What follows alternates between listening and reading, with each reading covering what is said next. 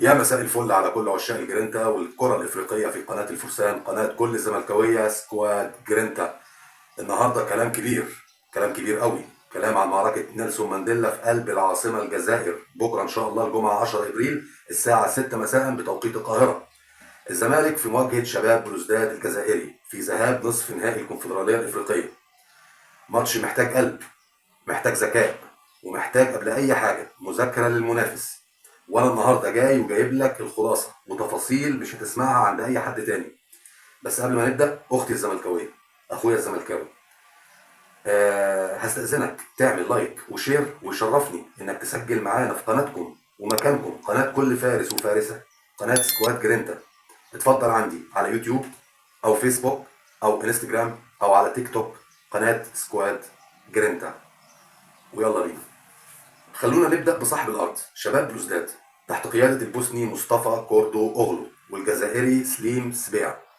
الفريق ده بيلعب كورة استحواذ 4-3-3، بس عندهم ثغرات لو استغليناها صح هنرجع إن شاء الله ببطاقة التأهل من هناك.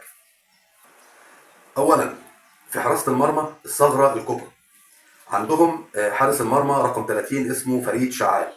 ده حارس طويل وضخم بس غشيم جدا. الفوت ورك بتاعه يعني ضايع، وبيلعب برجل واحده بس هي الرجل اليمين. يا مصر يا منسي يا عدي، الضغط لازم يكون على رجله اليمين. الحارس ده تحت الضغط بيغلط وممكن يلبس طرد او يتسبب في ضربه جزاء بكل سهوله. طيب، نيجي لنص الملعب والدفاع.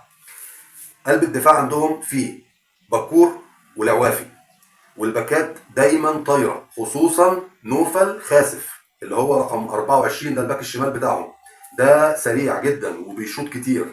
لكن الاخطر منه هو عبد الرؤوف بن غيث، لاعب رقم 8. ده القائد ومحرك الفريق، لاعب بوكس تو بوكس، لاعب مهاري جدا وبيتحرك بين الخطوط. ولازم ناخد بالنا من مين بقى المهم، اللاعب رقم 18 الارتكاز الدفاعي، اسمه سليم بوخنشوش.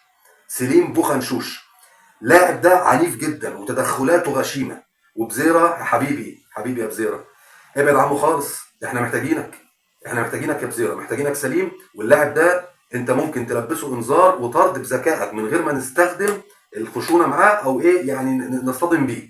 بقدر الامكان حاول تتلاشاه. طيب، نيجي لخطه الزمالك ومعتمد جمال. مدرسة الفن والهندسة كابتن معتمد جمال متوقع يعني يبدأ بتأمين دفاعي ب 4-5-1، بتتحول ل 4-1-4-1. التشكيل المتوقع في حراسة المرمى مهدي سليمان، رباعي خط الظهر حسام عبد المجيد ومحمد اسماعيل في القلب، عمر جابر على اليمين وبنتايج على الشمال.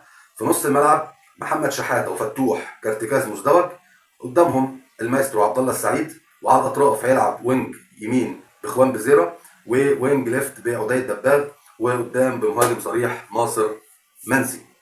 طيب، ازاي نكسب؟ بلوزداد اظهرتهم دايما طايره ووراهم شوارع. هنا بقى دور عبد الله السعيد وفتوح في لعب الكرات الطوليه السريعه في ظهر الاظهره دي لمين؟ لبزيره والدباغ وناصر منسي. طيب، هنا دور ناصر منسي لازم يعمل شيفت ويسحب المساكين عشان يطلعهم بره المنطقه، عشان يفضي مساحه في العمق لبزيره وعداد الدباغ اللي هم جايين من الخلف. التحولات دي يا جماعه لازم تكون سريعه جدا وخاطفه، والباصات تكون فيها دقه. بلاش مس باص كتير، وبلاش الكور العاليه البالونيه.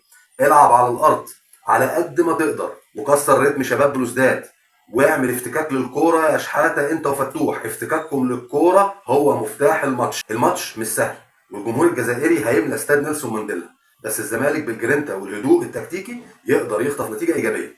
خدوا بالكم من التحولات السريعه لبلوزداد، وخصوصا مزيان وبالخير اللي هم الوينجات في ظهر في ظهر الباكات بتوعنا. الارتداد الدفاعي هو اللي هيحمينا، الارتداد الدفاعي هو اللي هيحمينا.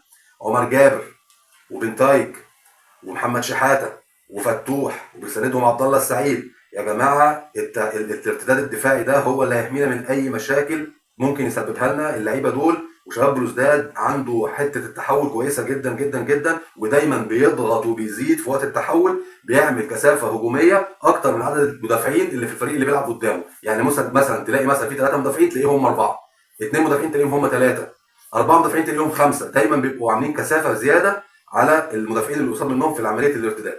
طيب، شحاته وفتوح، افتكاككم للكوره هو مفتاح المكسب. دي برضو حبيت اعيد عليها تاني عشان يعني ايه ما ننساش، وعشان يبقى احنا يعني فندنا كل فرد مهمته ايه في الملعب. الماتش زي ما احنا قلنا مش سهل خالص. الجمهور الجزائري هيملى استاد نيلسون مانديلا، والزمالك ان شاء الله بامر الله تعالى يقدر يفوز، وبالجرينتا وبالهدوء التكتيكي يقدر يخطف نتيجه ايجابيه. خدوا بالكم من التحولات السريعه للبلوزداد، والاثنين الوينجات اللي قلنا عليهم. تمام. وان شاء الله بامر الله انا متفائل جدا الرجاله يرجعوا مجبرين الخاطر ويجبروا بخاطرنا. وهستناكم تقولوا لي في الكومنتات لو شايفين تشكيل انسب من اللي انا توقعته بالنسبه للزمالك. قول لي مين من وجهه نظرك يعني يقدر يبدا اساسي.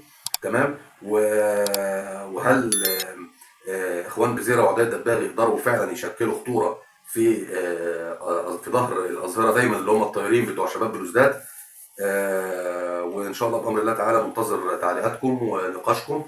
وان شاء الله بامر الله قريب جدا هنبدا نفتح اللايف للناس تبدا تتناقش معانا، وهنبدا ان احنا نعمل شغل كويس جدا على القناه. لكن بس محتاج دعمكم زي ما قلنا، ومحتاج اشتراككم معايا عشان نقدر ان احنا نكبر القناه ونقدر نتكلم ونقدر نجيب اجهزه ونقدر نجيب حاجات حديثه نقدر ان احنا نشتغل معاكم بيها، علشان نقدر نكون عند حسن ظنكم ونليق بنادي الزمالك العريق اللي احنا قايمين على المحتوى اللي بنقدمه خاص بيه، وبجمهوره المحترم، جمهوره الشيك، جمهوره العظيم النظيف المؤدب، اللي انا بفتخر ان انا واحد من جمهور الزمالك. الحمد لله اللهم لك الحمد، بفتخر جدا ان انا واحد من جمهور الزمالك.